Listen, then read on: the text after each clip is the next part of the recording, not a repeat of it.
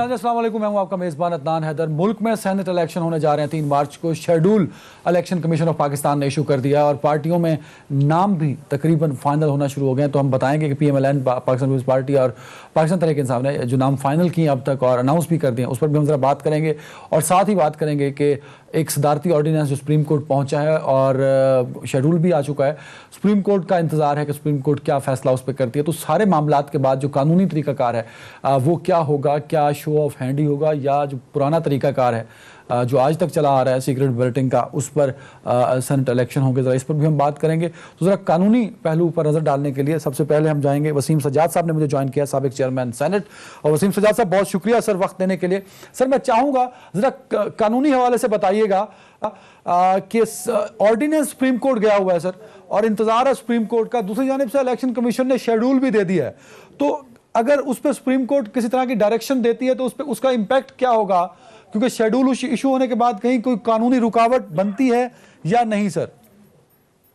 ये जी, अगर मौजूदा सूरत हाल ये है कि ऑर्डिनेंस जारी हो गया है, लेकिन चूंकि इलेक्शन कमीशन ने करवाना होता है और वो तरीकाकार वो तय करते हैं, वो पहले ही सुप्रीम कोर्ट को कह चुके हैं कि जी जो सेनेट का इलेक्शन होगा वो आइन के आर्टिकल 226 के तहत खुफिया रायशुमारी के तहत ही हो सकता है और उसको आम कानून के जरिए तब्दील नहीं किया जा सकता। तो मेरा अंदाजा ये है कि अगर ऑर्डिनेंस रहा और कोई उस पर हुक्म सुप्रीम जानिब से ना आया तो इलेक्शन कमीशन की जिम्मेदारी होगी कि वो आर्टिकल 226 के तहत इलेक्शन कराएं। लेकिन अगर सुप्रीम कोर्ट का कोई फैसला आ जाता है, अब हम कह नहीं सकते कि क्या फैसला आएगा, लेकिन अगर सुप्रीम कोर्ट कहता है कि जी ये आम कानून के तहत तब्दीली हो सकती है, तो फिर जो भी हुक्म होगा सुप्रीम कोर्ट का उसके मुताबिक होगा। बिल्कुल ठीक है सर। ये भी बताइएगा आपके ख्याल में, आपने दोनों बातें बता दी, दोनों कंडीशनल है कि सुप्रीम कोर्ट का डिसीजन उस पर क्या होता है, डायरेक्शंस क्या होती हैं, और साथ ही अगर सुप्रीम कोर्ट इस पर कोई डायरेक्शन नहीं देता और आइन के मुताबिक अगर इलेक्शन की बात करता है तो 226 के मुताबिक सीक्रेट बैलेटिंग होगा। लेकिन मैं चाहूँगा जो ऑर्डिनेंस इशू किया गया है प्रेसिडेंट की जानिब से, क्या आपके ख्याल में उसमें कहीं को कानूनी सुकम रहा है या जल्दबाजी में उसको ऑर्डिनेंस जारी कर दिया गया? क्योंकि इससे पहले भी कुछ ऑर्डिनेंस ऐसे हैं जिस पर प्रेसिडेंट ऑफ पाकिस्तान को तनकीद का निशाना बनाया गया सर। देखिए जी, ये ऑर्डिनेंस जो होता है वो प्रेसिडेंट जारी करता है, उनके नाम से होता है, लेकिन दरअसल ये हुकूमत की जानिब से सदर को भेजा जाता है और सदर उस पर सिर्फ दस्तखत करते हैं। ये सदर हुकूमत की एडवाइस पे जारी करते हैं, लिहाजा इसकी जिम्मेदारी हुकूमत की होती है, सदर तो सिर्फ उनको दस्तखत करते हैं। अब सवाल ये है कि हुकूमत ने खुद 2-3 मुख्तलिफ पोजीशन ली हुई हैं इस पे। पहले उन्होंने सुप्रीम कोर्ट में एक रेफरेंस दायर किया और ये कहा कि जी इसमें इबाहम है और सुप्रीम कोर्ट गाइडेंस दे कि क्या ये आम कानून के तहत हम इसको बदल सकते हैं कि नहीं। अभी वो मामला सुन ही रहे थे तो हुकूमत ने कोशिश की थी कि कॉन्स्टिट्यूशनल अमेंडमेंट बिल लाया जाए।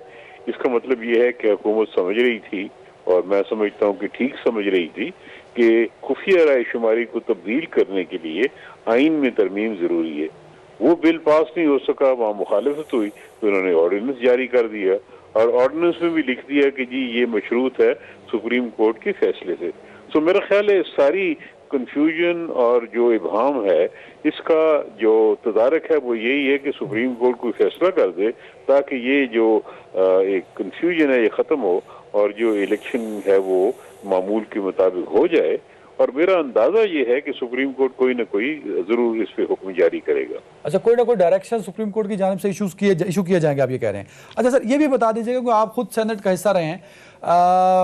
जब गुज़श्ता कुछ अर्सा पहले सादिक संजानी साहब के खिलाफ अदम एतमाद की तहरीक आई थी तो 64 अपोजिशन के लोग थे, जब वोट पड़े तो वो तकरीबन 50-51 थे, जब दोबारा गिने गए तो वो फिर 64 थे। तो इल्ज़ाम ये लगता है कि ख़रीदो फरोख्त होती है। एक वीडियो भी सामने आई कि जिस तरह सूबाई असम्बली के लोग सेनेट इलेक्शन से पहले नोटों की बड़ी बड़ी समझ लें कि वो उसको बास्केट में डाला जा सकता है, इतने बड़े ज़्यादा नोट थे, तो वो ख़रीदो फरोख्त होती नज़र आ रही है उस वीडियो में भी। तो सेनेट में जो ख़रीदो फरोख्त होती है उसको किस तरह रोका जा सकता है और क्या उसका वाहिद हल शो ऑफ हैंड है आपके ख्याल में कि सेनेट का जो तरीकाकार है इंतखाब का वो वाकई बदलना चाहिए सर? देखिए जी, ये मसला तो है और ये जो लोग वीडियो में नजर आ रहे हैं पैसे ले रहे, इनके खिलाफ मेरे ख्याल में फौजदारी केस भी बन सकते हैं और उसकी बाकायदा तफ्तीश होनी चाहिए कि आगे सारा मामला खुल के सामने आ जाए। दूसरा, इसका हल क्या है? इसके हल मुख्तलिफ हो सकते हैं। एक तो यह है कि जो हुकूमत की तजवीज़ है कि आर्टिकल 226 में तरमीम की जाए, लेकिन उसके लिए ज़रूरी होगा कि जो दीगर सियासी पार्टीज़ हैं उनसे भी मशवरा किया जाए और एक कंसेंसस किया जाए, क्योंकि बगैर कंसेंसस के आइन में तरमीम मुमकिन नहीं होगी। दूसरा ये है कि पॉलिटिकल पार्टीज जो हैं वो ज़रा एहतियात करें और ऐसे लोगों को लाएं पार्लियामेंट में, असेंबलियों में, जिनका अच्छा किरदार हो, जो इस तरह बिकते ना हो और अच्छी शोहरत हो, ताकि इस किस्म के जो मामलात होते हैं वो दोबारा ना हो। तो ये अगर अच्छे लोगों को लाएंगे तो जी। फिर ये शिकायत नहीं होगी। और आपने देखा होगा कि इस किस्म की शिकायत खैबर पख्तूनख्वा और बलूचिस्तान से ही ज्यादा आती हैं, पंजाब से इतनी ज्यादा कभी नहीं आई। बिल्कुल ठीक है सर। से सर कम आई मेरे हैं। पास टाइम कम है। वसीम सज्जाद साहब, आपने सुप्रीम कोर्ट की डायरेक्शंस की बात की थी, तो सुप्रीम कोर्ट की डायरेक्शंस क्या एक्सपेक्टेड हो सकती हैं सर? आइन में तरमीम 226 को में तरमीम कर दी जाए, देखिए, या कहना डायरेक्ट मुश्किल है, डायरेक्शंस हो कहना सकती हैं कि मुश्किल शो है, ऑफ हैंड क्योंकि कर दिया जाए? मामला पेंडिंग है, इस पे कोई तबसरा करना मुनासिब भी नहीं होगा, लेकिन मेरा ख्याल में कोई ना कोई फैसला आ जाएगा, जो भी आएगा उसके मुताबिक। बहुत शुक्रिया वसीम सज्जाद साहब वक्त देने के लिए। नाज़रीन, मुझे पाकिस्तान तहरीक इंसाफ ज्वाइन किया है फैजुल्लाह कामोका साहब ने, मेंबर नेशनल असेंबली। फैज साहब बहुत शुक्रिया वक्त देने के लिए। पाकिस्तान पीपल्स पार्टी से सीनियर रहनुमा नवाब तैमूर तालपुर साहब ने ज्वाइन किया, बहुत शुक्रिया तैमूर साहब वक्त देने के लिए। पाकिस्तान मुस्लिम लीग नून से आसिफ बाजवा साहब ने ज्वाइन कर चुके हैं, तो उनका भी बहुत शुक्रिया। मैं तीनों मुअज़्ज़िज़ मेहमानों से सेनेट इलेक्शन पर बात करूंगा और बताता चलूँ, पाकिस्तान तहरीक इंसाफ ने, पाकिस्तान पीपल्स पार्टी ने और नून लीग ने अपने जो मेंबर्स हैं उनका उम्मीदवार जो है उनका नाम अनाउंस कर दिया। मेरे तीनों मुअज़्ज़िज़ मेहमानों को भी उसके बारे में पता होगा और पार्टी लोगों को भी इस बारे में नाम, क्योंकि आप मुख्तलिफ जगहों पे सुन चुके हैं, पढ़ चुके हैं। तो मैं ज़रा फैजुल्लाह कामोका साहब आपकी तरफ आना चाह रहा हूँ सर। ये पीटीआई ने कुछ नाम ऐसे दिए हैं जिनका नाम हमने पहली दफ़ा सुना है। खुद पीटीआई के लोग ये कह रहे हैं कि उनका को बहुत बड़ा पॉलिटिकल स्ट्रगल नहीं है पार्टी के लिए। और दूसरा ये भी कमेंट कर दीजिए, फैसल वाडा साहब तो ऑलरेडी एक पार्लियामेंट का हिस्सा हैं, तो वो उनको क्यों सेनेटर बनाया जा रहा है सर? बिस्मिल्लाहिर्रहमानिर्रहीम। अभी कोई फाइनल लिस्ट नहीं है, मुशावरत हो रही है और मुख्तलिफ नाम सामने आ रहे हैं। जैसे अभी आप कह रहे हैं कोई पार्टी की तरफ से ऑथेंटिक या तस्दीक शुदा लिस्ट अभी तक जारी नहीं हुई, तो जब तक वो ना आ जाए मेरे ख्याल में किसी भी कैंडिडेट के ऊपर बात करना मेरे ख्याल में मुनासिब नहीं है। नहीं, तो फवाद चौधरी साहब ने इसको कंफर्म किया इन नामों को सर। मैं नाम बता देता हूं, पंजाब से सैफुल्लाह न्याजी, डॉक्टर जरका, बैरिस्टर अली जफर हैं जिन्होंने शायद 1.5 साल पहले ये पार्टी ज्वाइन की है। इस्लामाबाद से अब्दुल हफीज शेख हैं जिनका पीटीआई, जिन्होंने जिंदगी भर पीटीआई का परचम नहीं हाथ में उठाया, ना किसी धरने ना एहतजाज का हिस्सा रहे। फौजिया अरशद साहब हैं तहरीक इंसाफ से। खैबर पख्तूनख्वा से शिबली फराज साहब हैं, मोहसिन अजीज साहब हैं, दोस्त मोहम्मद साहब हैं, सानिया निस्तर साहब हैं, फरजाना साहिबा का नाम शामिल है।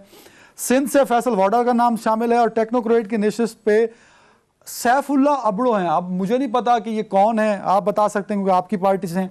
बलूचिस्तान से अब्दुल कादिर बलोच हैं, ये कौन है ये भी आप बता सकते हैं क्योंकि आपकी पार्टी से हैं सर।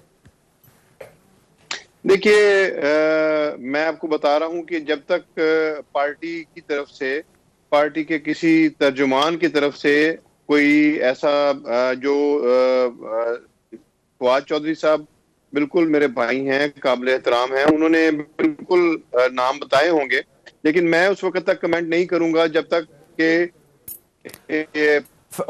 कामोका साहब सवाल कंडीशनल कर देता हूं सर, सवाल कंडीशनल कर देता हूं सर। आपकी पार्टी मेरिट की बात करती है, तो जो पार्टी मेरिट की बात करती है तो उसको तो वो चाहिए कि मेरिट पे कैंडिडेट्स को लेके आए, वो जिन्होंने पार्टी के लिए स्ट्रगल की। मुझे बता दीजिए, अगर कंडीशनल सवाल है, अगर वाकई यही नाम हो, बैरिस्टर अली जफर हों, अब्दुल हफीज शेख हों, अब्दुल कादिर हों बलूचिस्तान से, सैफुल्लाह अबड़ो हों और फैसल वाडा को एमएनए से हटा के सेंटर बना दिया जाए, तो ये क्या वाकई मेरिट की बात है? ये क्या पाकिस्तान तहरीक इंसाफ के नजरियों को फॉलो करते हैं अगर यही कैंडिडेट हों सर? कंडीशनल सवाल। देखिए, कंडीशनल सवाल नहीं होना चाहिए, क्योंकि जब तक फाइनल नाम नहीं आ जाते उस वक्त तक अब आपके मफरूजे के ऊपर मैं अब आप बात सर, कर रहे हैं। मेरा सवाल मेरा शो ही वाइंड अप कर देता सर। मतलब कामोका साहब आपने तो मुझे क्लीन बोल्ड कर दिया है क्या? मफरूजों के ऊपर बात होती नहीं ना, बात ये है कि चले आपका दिल रखने के लिए हफीज शेख साहब हैं, वो वजीर खजाना हैं इस वक्त, जी ठीक है, और वो नहीं, मेरा दिल ना वो, रखें कामोका साहब, ये फवाद चौधरी साहब पाकिस्तान तहरीक इंसाफ से हैं सर, ये उन्होंने ये नाम जी, दिए हैं, पूरे बिल्कुल पूरे हैं, पाकिस्तान के बिल्कुल तमाम टीवी ठीक है। चैनल्स पर चल रहे हैं कि मैं कल्ला तक ये बिल्कुल ना लेके ठीक आ है। गया अपनी मर्जी नाल ना सर। नहीं, बिल्कुल ठीक तुसी कह रहे जे, लेकिन एक जिम्मेदार पार्टी दे जिम्मेदार रुकन होने दी हैसियत नाल मेरा एक काम बनता है कि जितनी देर तक पार्टी अनाउंस ना करे उन्हीं सर देर यू आर तक रिप्रेजेंटिंग योर पार्टी कामोका साहब, you are representing Pakistan Tehreek Insaf sir, तो आप कमेंट करेंगे। I am representing my party.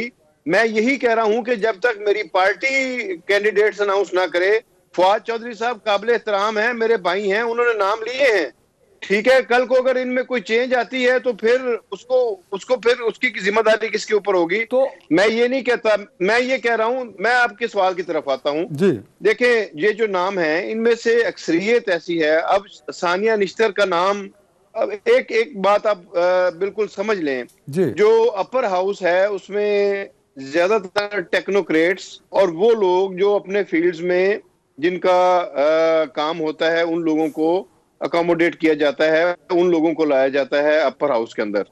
तो मेरे ख्याल में हफीज शेख साहब का नाम है तो जबरदस्त नाम है, सानिया निश्तर साहबा के नाम के ऊपर बिल्कुल कोई दूसरी राय नहीं है। माशाल्लाह सैफुल्लाह न्याजी साहब जो हैं वो फैसल वाडा, अब आप फैसल वाडा का अभी मुझे कंफर्म नहीं है, मैं फ्रैंकली बता रहा हूं, मुझे कंफर्म सर नहीं है। अगर फैसल वाडा का नाम इसलिए हो मैं कह रहा था तो कैसा लगेगा आपको? अगर कि देखें, मुझे जिस बात का कंफर्म ना हो उसके ऊपर मैं कमेंट नहीं करूंगा। जिन लोगों का मुझे है, जैसे मैं जिन लोगों के मैं नाम ले रहा हूं, तो वो बिल्कुल देखें, अब सैफुल्लाह न्याजी साहब पार्टी फेस हैं, आप कैसे कह सकते हैं वो पार्टी फेस नहीं है? नहीं, मैंने तो सर सैफुल्लाह न्याजी साहब का नाम ही नहीं उठाया सर, मैंने तो 3 नाम आपके सामने रखे, आपने उसको डिनाई कर दिया। अब मैं आगे चलो जी, सर, बोले आगे बढ़ता हूं सर। जी आगे बढ़े। जी तैमूर तालपुर साहब, सर ये बताइए कि पाकिस्तान पीपल्स पार्टी ने भी कुछ नाम अनाउंस किए हैं, जिसमें 2 नाम फरहतुल्लाह बाबर साहब और यूसुफज़ा गिलानी साहब की, जिनकी अभी कंफर्मेशन नहीं है, गिलानी साहब ने अभी इसको कंफर्म नहीं किया। तो पीडीएम के मुश्तरका कैंडिडेट दोनों पीपल्स पार्टी से ही होंगे सर? इंशाअल्लाह ताला। अभी तक आपने देखा है जिस तरह से सारा सिस्टम चल रहा है अफ़ाम व तफ़हीम से, अल्हम्दुलिल्लाह बहुत ही अच्छा एक ट्रस्ट लेवल डेवलप कर गए हैं हमारे लीडर्स आपस में, ख़ुसूसन मरियम नवाज साहिबा और चेयरमैन बिलावल भुट्टो जरदारी साहब। तो हर चीज़ आगे जो बढ़ रही है एक बड़ी अच्छी निस्बत में, एक बहुत अच्छे तरीक़ेकार से बढ़ रही है। और आप अगर मेरे नाम उठाएंगे जो सिंध से आए हैं तो मैं फ़ख्र से उन सबको डिफेंड कर सकता हूँ। अल्हम्दुलिल्लाह मेरा वो हाल नहीं है जो आज पीटीआई वालों का है। मैंने सुना आज तो शो पे आने को भी काफ़ी इनके लोग रेडी नहीं थे, काफ़ी चैनल से मुझे फ़ोन आ रहे थे कि उन्हें मुझे बुलाना है, पर फिर कहा कि वो पीएमएल और आप तो आ रहे हैं पर हमें कोई मिल नहीं रहा वहाँ से पीटीआई से डिफेंड करने के लिए। और कामोका साहब बहुत ही शरीफ आदमी है, आपने देखा किस तरह से कन्फ्यूज़ हो गए। जो एटीएम बढ़ाने का शौक है, न्याजी साहब को अपने एटीएम के बारे में ही सोच रहे हैं, क्योंकि 1-2 एटीएम थोड़ो जेब उन्होंने खर्च करना कम कर दिया है। तो अब नए लोग चाहिए, फैसल वावड़ा चाहिए, आपको अबड़ो साहब चाहिए सिंध से, जिनका कभी कोई किरदार ही नहीं रहा सियासी पीटीआई की तरफ से। कौन है सर? आप तो जानते होंगे, you are from Sindh, Taimur साहब। सर ये बड़े मशहूर ठेकेदार हैं, मेरे ख्याल से अभी जब इस तरफ गए थे इंटीरियर सिंध के दौरे पर पीएम साहब, तब भी सारे पार्टी कारकुन के छोड़ के इन्हीं के पास जाके लंच किया था। कोई 36 आइटम खाने के बनाए थे जो बड़ा ज़बरदस्त शोई खाना था, जो टीवी पे भी बार बार चमक रहा था, लहर रहा था। खान साहब के लिए बड़ी तैयारी की थी, तो शायद वो खाना असर कर गया। उसको तो हम उस पे तो 36 खाने तो मेहमान नवाजी नहीं है। 36 डिशेज तो मेरे ख्याल से हमारे चेयरमैन की शादी पर, उनकी बहन की शादी पर भी नहीं थे। तो 36 डिशेज एक पॉलिटिकल फंक्शन में सर्व करना, मेरे ख्याल से तो इस मुल्क की जो हालत है, जो गुर्बत है, तो बहुत ही अहमकाना और बेवकूफ़ाना बात है इस तरह की दावतें 36 खाने लेके लाइफ चलाना। पर बात देखें ना, ये अदनान भाई, बात है कि 36 डिशेज ने अपना काम दिखा दिया। जिन लोगों ने कुर्बानियां दी पीटीआई के लिए इतना अरसा, वो सारे कहाँ चले गए? जिनकी जेबें बड़ी हैं वो आगे आ रहे हैं। अभी तो कामोका साहब कह रहे हैं पार्टी ने ऑफिशियली अनाउंस नहीं किया। कामोका साहब कह रहे हैं पार्टी ने ऑफिशियली अनाउंस नहीं किया। फहद चौधरी साहब एक बहुत ही जिम्मेदार आदमी हैं और कच्ची गोलियां नहीं खेलते। जब बात करते हैं तो पक्की बात करते हैं। जो बात उन्हें कही आप देखिएगा कि ट्रू होगी, सच साबित होगी। अलग बात है कामोका साहब जैसे और जो असल पीपल्स पीटीआई के जाले हैं, असल वर्कर्स हैं, वो लोग जाके अब रातों रात कोई शोर घमसान कर दें, इस्तीफा देने की बातें कर दें, वोट ना देने की बातें कर दें, तो फिर तो मेरे ख्याल से शायद कोई चेंज हो जाए, वरना I don't see any changes coming. जो इनका फैसला हो गया है वो फाइनल है। पर मैं फिर से बताऊंगा कि मुझे कितना फ़ख्र है, मेरी लीडरशिप ने जितने भी लोग लिए हैं सारे पुराने स्टॉल्ट पीपल्स पार्टी के लोग लिए हैं। कोई भी आप नाम उठा लें, सिंध से उठा लें, केपीके का कैंडिडेट उठा लें, हमारा कैपिटल का आप कैंडिडेट उठा लें, तो ये होती है एक मुफीद सियासत जिसमें आप हर किसी को उसका ड्यू शेयर देते हैं, उसकी पार्टी। बिल्कुल सही है, बिल्कुल ठीक है, बिल्कुल ठीक है। वैसे इस बात को मैं भी इंडोर्स कर रहा हूं। पीपल्स पार्टी ने जो नाम दिए हैं, फरतुल्लाह बाबर, यूसुफ रज़ा गिलानी, जाम मेहताब डीहर, ताज हैदर, सलीम मांडवीवाला, शेरी रहमान, फारूक नाइक, शहादत अवान, करीम ख्वाजा, पलवशा खान और खैरुन्निसा मुगल, ये सबका ताल्लुक हम देखते आ रहे हैं। कामोका साहब भी और आसिफ बाजवा साहब भी, ये सब आपके लोग, पीपल्स पार्टी से इनका ताल्लुक रहा है, तो डेफिनेटली उसी को आना चाहिए जो पार्टी के लिए काम करो। आसिफ बाजवा साहब, sir warm welcome in show. आप लोगों ने भी कुछ नाम अनाउंस किए हैं, PMLN के ट्विटर हैंडल पे ऑफिशियल अनाउंस किए गए हैं। मेरा एक सवाल है सर, आपने खवातीन नशिस्त पे बैरिस्टर सादिया अब्बासी को पार्टी टिकट देने का फैसला किया है, जो कि शाहिद खकान अब्बासी की सिस्टर हैं सर। ये पार्टी का अपना फैसला, लेकिन एक सहाफ़ी के तौर पे सवाल है सर, ये बहुत सारी खवातीन पॉलिटिकल वर्कर्स हमें नज़र आती हैं, नवाज शरीफ साहब की पेशियों से शुरू करें, पनामा केस से आज तक, तो उनकी स्ट्रगल रायगा चली गई सर। आपने किसी ऐसी शख्सियत को टिकट दे दिया जो कभी लोगों को नज़र नहीं आई पार्टी के लिए काम करती हुई सर। आसिफ बाजवा साहब। बिस्मिल्लाहिर्रहमानिर्रहीम। बिस्मिल्लाहिर्रहमानिर्रहीम। अदनान साहब, आपका बहुत शुक्रिया कि आपने मुझे वक्त दिया। गुजारिश ये है कि पाकिस्तान मुस्लिम लीग नून ने जिन लोगों को टिकट दिए हैं, मिसाल के तौर पे परवेज रशीद साहिब हैं, और उसके बाद मुशाहिदुल्लाह खान साहिब हैं, उसके बाद हमारे जो एडवोकेट हैं तारड़ हैं, उसके बाद जो सादिया अब्बासी साहब की बात है, वो बैरिस्टर हैं और पढ़ी लिखी खातून है। और देखिए बात यह है कि इससे पहले आप देख लें NA में, नेशनल असेंबली में भी, और पाकिस्तान के जो पंजाब असेंबली में स्पेशल सीट्स थी वो तमाम वर्कर्स को दी गई हैं।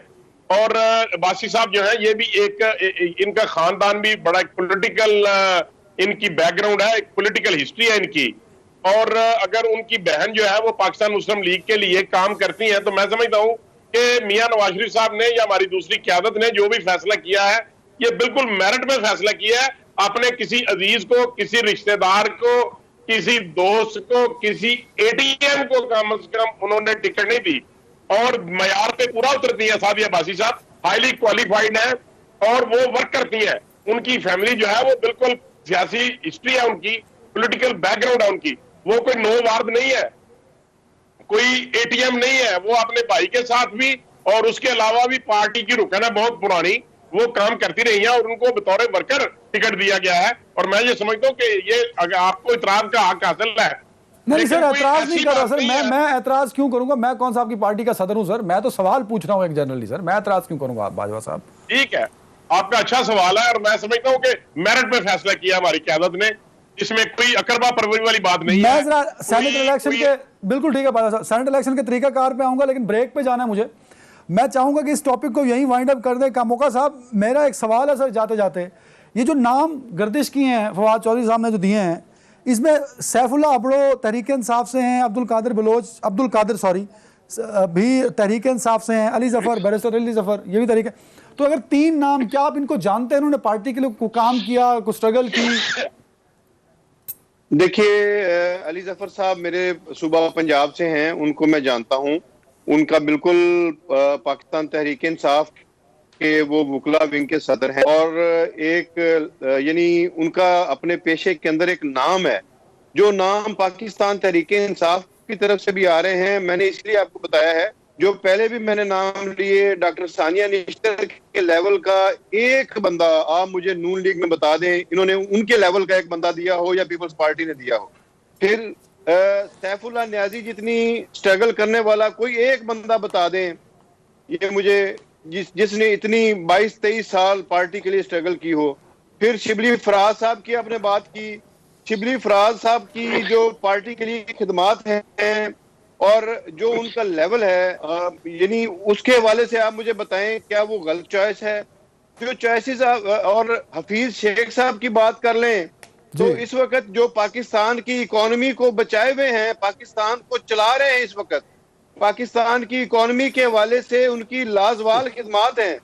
सर तो आप जो है वो आप सैफुल्ला अबड़ो को या अब्दुल कादिर साहब को जो बलूचिस्तान के, इनको जानते हैं आप? क्योंकि पीटीआई के एमएनए है सर, एमएनए होना एक बड़ी बात होता है किसी भी पार्टी का। सर देखिए, मैं पंजाब से हूं, जो जिन लोगों को मैं जानता हूं उनके बारे में मैं बता रहा हूं। सैफुल्ला अबड़ो साहब या उनके बारे में मुझे नहीं पता, वो सिंध से उनके अगर उनके नाम है तो सिंध की पार्टी के लोग उनके बारे में बेहतर जानते होंगे। बिल्कुल ठीक है सर। नाज़रीन, एक ब्रेक पे जा रहे हैं, ब्रेक के बाद बात करेंगे कि आज है सब लोगों को, और ऐसा होता भी है सेनेट में कि जो जितने पार्टी के वोट होते हैं, जब वोट काउंट किए जाते हैं तो एक्चुअली उतने वोट निकलते नहीं, तो कुछ ना कुछ तो गलत होता है। तो सेनेट के इलेक्शन का तरीकाकार और उस पर तहफ़्फ़ुज़ात और एक वीडियो मंजर आम पर आई थी। इस सारे सिनेरियो में सेनेट इलेक्शन का जो नतीजा होगा वो किस हद तक शफाफ होगा, एक ब्रेक के बाद बात करेंगे।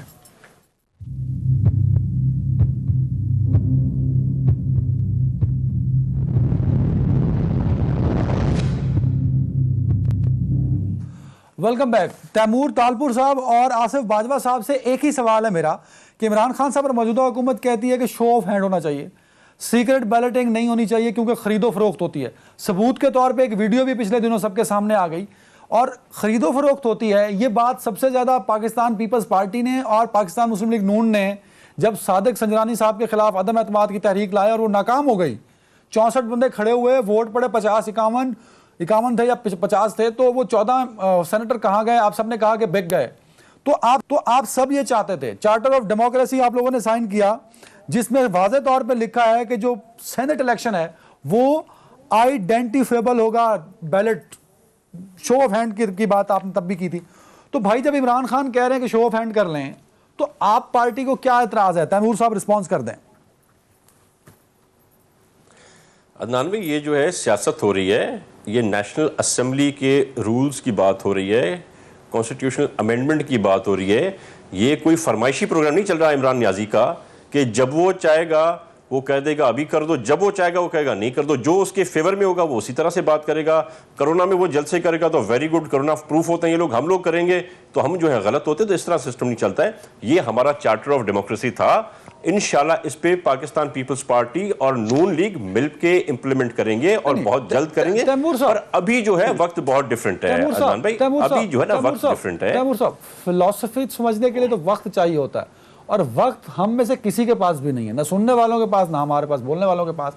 सादा लफ्जों में समझाइए सर। आप लोग कहते थे शो ऑफ हैंड हो, सादिक संजरानी साहब के खिलाफ हुआ, आप लोगों ने कमेटी बना दी कि कहीं ना कहीं पैसा किसी ने लिया। एक वीडियो आई जिसमें वो जिस मर्जी पार्टी के लोग हों सर, पैसे लेते हुए नजर आ रहे हैं। सारे लोग इस बात को मानते हैं कि सेनेट में पैसा चलता है। तो भाई इमरान खान ने एक ऑप्शन दिया, अच्छा ऑप्शन है, पीपल्स पार्टी और नून लीग को वो ऑप्शन अडॉप्ट कर लेना चाहिए, बजाय इसके कि जिद पे रहें कि जी सीक्रेट बैलेटिंग हो। खुदा ना खास्ता फिर आपके एमपीएस और एमएनएस को खरीद लिया जाए तो आप क्या करेंगे? चलिए, बड़े सादा लफ्जों में मेरे भाई आपकी फरमाइश है तो मैं आपको ना तो कह नहीं सकता। तो सादा लफ्जों में हम चाहते हैं कि अपने ही घूम के खाएं। जिस तरह से इनके इत्तेहादी इनको छोड़ के गए हैं, जिस तरह के इनके अभी एमपीएस इनको छोड़ के जा रहे हैं, जिस तरह इनके एमपीएस इनके सारे एटीएम्स पे नाराज हैं, हम चाहते हैं कि जिस तरह से अवाम ने इनकी नाअहली और इनकी करप्शन देखी इन 3 साल के अंदर, हम चाहते हैं कि ये भी अवाम देखे कि जिनको वो इलेक्ट करके लाए वो खुद वोट नहीं दे रहे अपने पार्टी के प्राइम मिनिस्टर को, अपने लीडर को। इसीलिए हम चाहते हैं कि इस बार जरा धूम चड़ाका हो जाए और जरा पता चल जाए सारी अवाम को कि असल हाल क्या है और पीटीआई अंदर से कितनी खोखली हो चुकी है। बड़े सीधे और सिंपल लफ्जों में, जब 14 वोट इन्होंने खरीदे थे इमरान नियाजी ने अपने एटीएम से, तब ख्याल नहीं आया था उनको। अब क्योंकि उनका खाना खराब होने जा रहा है, अपनी खाने आ रहे हैं, तो अब उनको ख्याल आ गया हमारे चार्टर ऑफ डेमोक्रेसी का। तो इंशाल्लाह चार्टर ऑफ डेमोक्रेसी पे अमल कराएंगे, पर ये जरा हो जाए मुकाबला, इसके बाद ये दमंग चौकड़ी के बाद इंशाल्लाह ताला आसिफ बाजवा साहब जरूर इंप्लीमेंट करेंगे और मिलके करेंगे। पीएमएल एंड का क्या मौक़िफ़ है शो ऑफ हैंड को लेके सर? जी, मैं इसमें अर्ज करता हूँ। इसमें मरियम नवाज साहबा ने कैटेगोरिकली कहा कि हम इसकी मुखालफत नहीं करते, हम चाहते हैं कि ये ओपन बैलेटिंग होनी चाहिए। लेकिन जिस तरीके से जो ये नवाब तैमूर तालपुर साहब बात कर रहे थे, हर काम का एक तरीकाकार है, हर काम का एक सिस्टम है।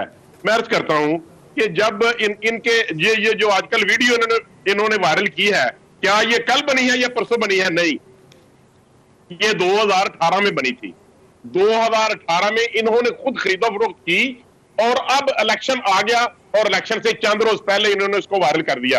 क्या वजह है अदनान साहब कि इसको उन्होंने छुपाया रखा? नंबर 1। नंबर 2, इससे पहले भी इनके 14 जो एमपीए थे वो बिके और इन्होंने उनको पार्टी से निकाला।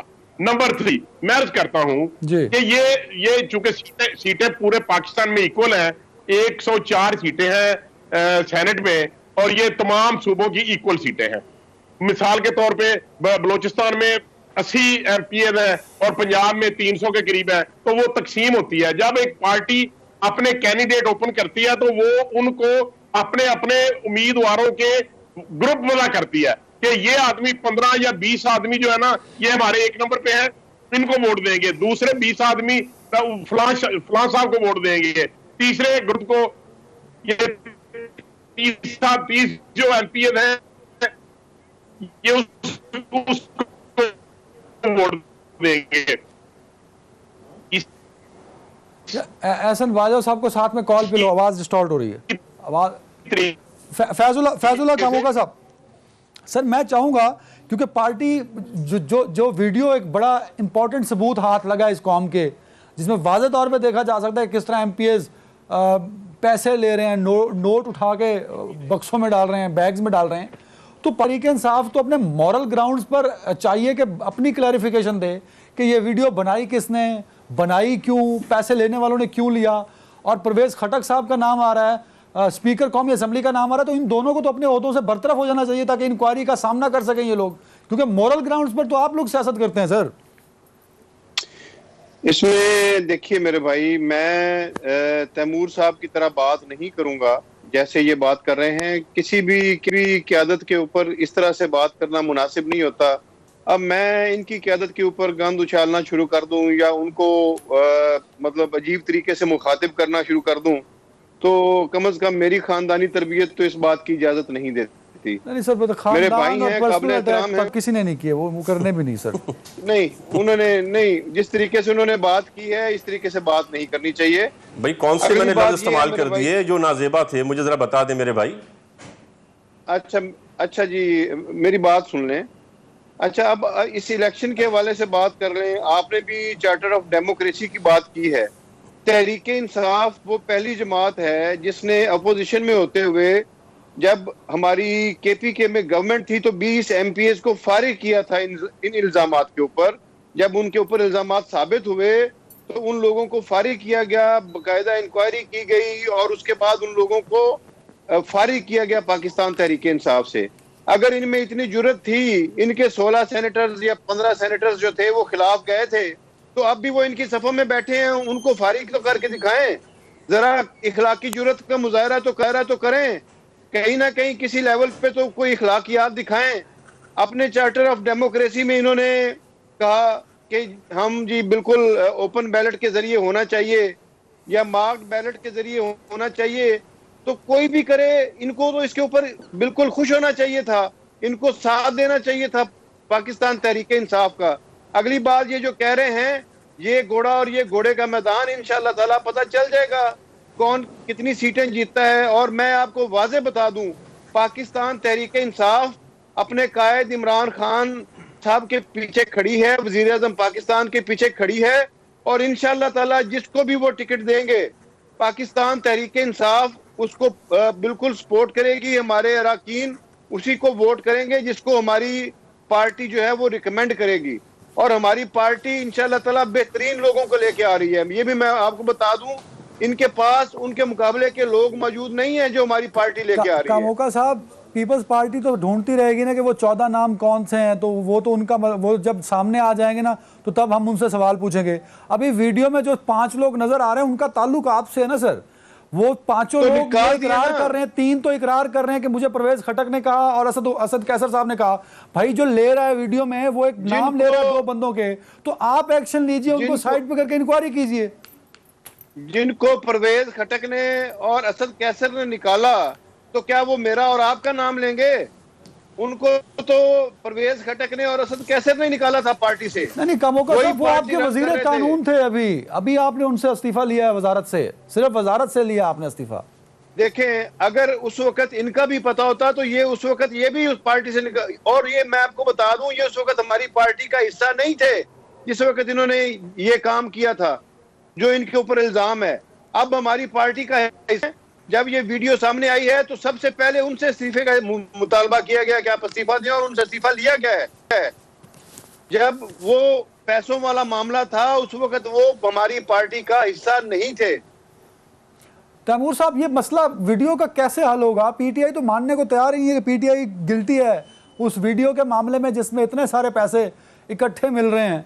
तो अगर वो पैसे लेके भी इस मुल्क में किसी को सजा नहीं होती, कानून उस पे को अपनी गिरफ्त में नहीं लेता, तो ये तो आदत बन जाएगी। वीडियो बन गई तो क्या हुआ, पैसे तो ले लो ना एक दफा।